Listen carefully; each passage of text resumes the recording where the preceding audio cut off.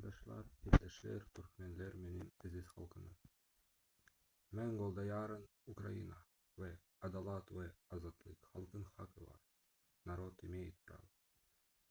Я хотел бы коротко рассказать мою точку мнения о происходящей ситуации в нашей стране Туркменистан. На сегодняшний день в Туркменистане верхушки сидят прокремлевские кукловоды. Шайка обезбашенных, проплаченных манкуртов, предателей нашего туркменского народа.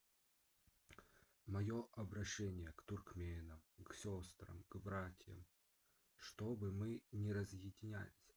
Потому что, когда возникают среди нас какие-то конфликты, чтобы мы их сразу же исчерпывали. То есть не продолжали эти конфликты, чтобы не доводили ситуацию до такого, что туркмен на туркмена идет. Потому что, как мы знаем из истории, было в нашем народе такое. Но ни к чему хорошего это не привело. Только зульм, раздор, фитна. И это мы должны избежать. Туркменский народ очень мужественный народ. Наш народ очень мужественный народ. Очень многострадальный народ.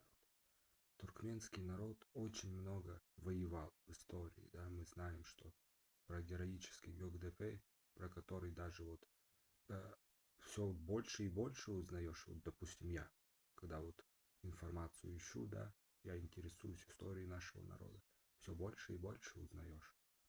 И вы подумайте, когда наши предки сражались за ГЮК-ДП, за Туркменистан, любого предка, Гары Батыр, Нурверды хан, Дыкма Сердар, хан Мамед Талы, Чопан Кир, любого предка, вот такого героя назови, который сражался за Туркменистан. И вы подумайте, они отдали свою жизнь, чтобы наш Туркменистан оставался свободным от русских, от захватчиков. Понимаете?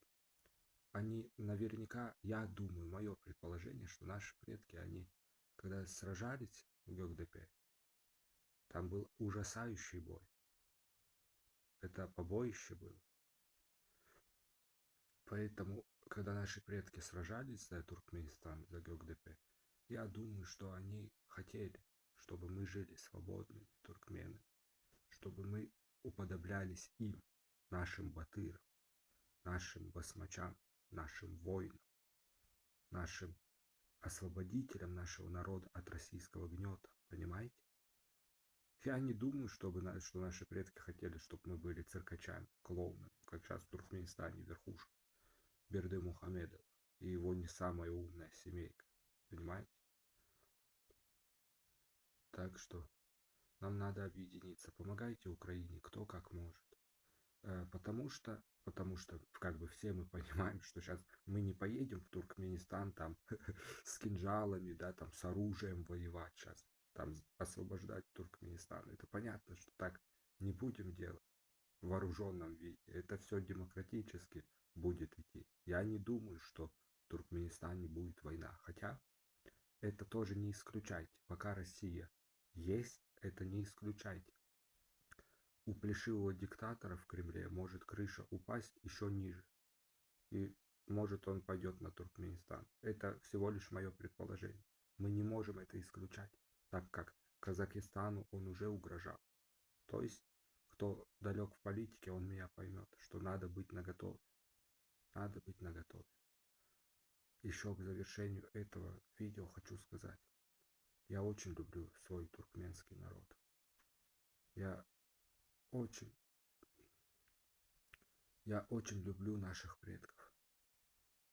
Знаете, вот историю читаешь, как я уже ранее говорил про ГЮК-ДП, дух поднимает. То есть бывали моменты, да, когда действительно печалился там. Ну, бывают разные в жизни трудности, да.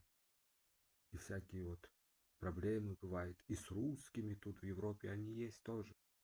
Провокаторы. И вот когда про ГЮК-ДП вспоминаешь, прям как зажигаешься. Мен туркмен. Мен ата бабалары гахрыманлар.